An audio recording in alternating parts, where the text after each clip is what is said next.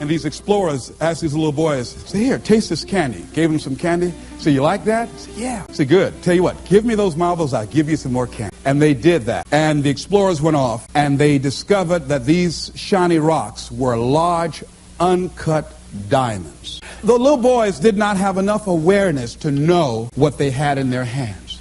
And many of us are like that. Many of us have genius within us. We have ideas that we use it for the company. We put in long hours, 60, 70 hours a week for the company store.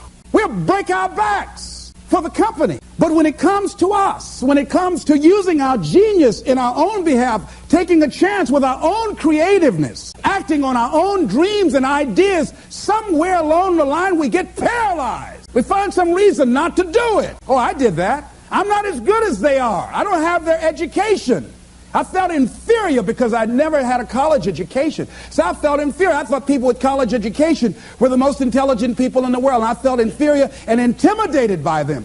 So I wouldn't want to speak before people that had more education than I did. What? Come on, Les, you can do that. Oh, no, I can't. Les, you're a good speaker, man. You can just communicate with people, period. Well, I'm not, there's just some things I just don't know. And can I pass? Get somebody else. I got a friend, man.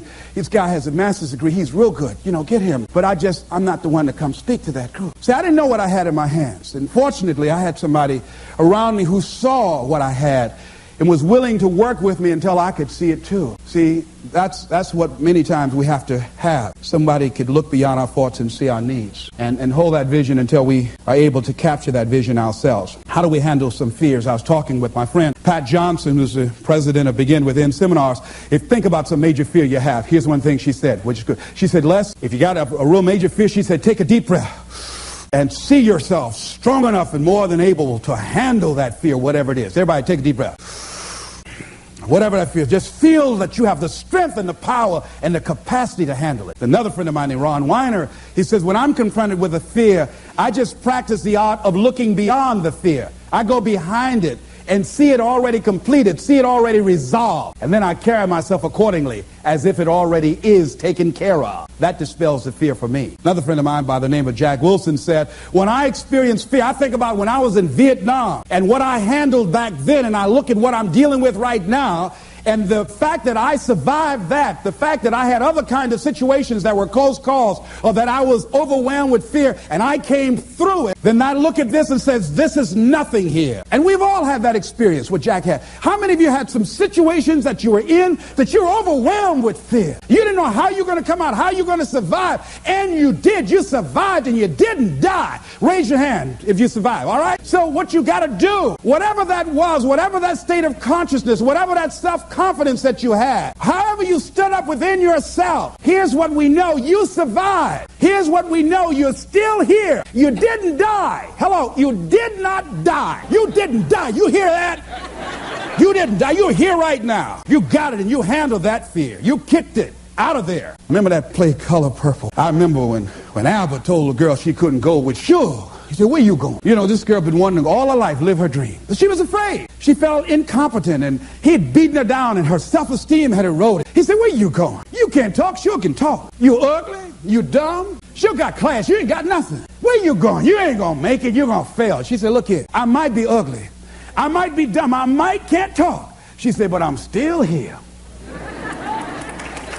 I'm still here. And so as you begin to look at the fears in back of you, you came through those fears and you're still here. See, that's a testament about how powerful you are. And so whatever the volcano is, you have the capacity to take that volcano on, the capacity to jump in it and find your true identity. Here's another thing that keeps a lot of people from taking on the volcanoes and jumping into the challenges that they're confronted with. The fear of making mistakes or not feeling good enough. Guess what? You're going to make some mistakes. You're going to make a lot of mistakes. Guy said this, and it's true. He said the person who has never made a mistake hasn't done anything. And you're going to make some mistakes if you want to do something out here. You're going to fall flat on your face. You're going to be criticized when you come out into the arena called life. You're going to feel awkward and stupid and dumb sometimes. It goes with the territory. But it's okay. What's important is that you bring your stuff out here. Are you good enough? Prepare yourself. See, there's no substitute for competency. A positive attitude won't get it. Being enthusiastic won't get it. So you got to prepare yourself. You've got to develop yourself. You've got to practice. You've got to work. You've got to do your homework. You've got to do your research. See, a lot of people have a yes, I can attitude, but a no, I can't aptitude. And competency builds confidence. And confidence feeds into competency. See, the better you become, the more confident you feel. And the more confident you feel, the better you want to become. You realize that you have no ceiling. That you can better whatever you've done so far. You can go beyond that. You don't become cocky and arrogant, feeling that you've already arrived, as most people have. And that's why they've settled for less than what they rightly deserve in life. Because they feel they have arrived. And they say, well, I can rest now. I can rest on my laurels now. I've made it. No. As long as you're breathing, you've got some more work to do. There's something else for you to achieve. The publisher of USA Today said that unless you've made some major mistakes in life, you haven't started living yet. So a lot of people, if you've never made any major blunders, made some major mistakes, lost some serious money, taken some serious risks, you haven't started living yet. You don't call that living. Not rocking the boat, going through life quietly, tiptoeing safely to an early grave. No. You got to take some chances. You want to bring some adventure to your life. Repeat out to me, please. I will develop myself. Sharpen my skills. I'm good.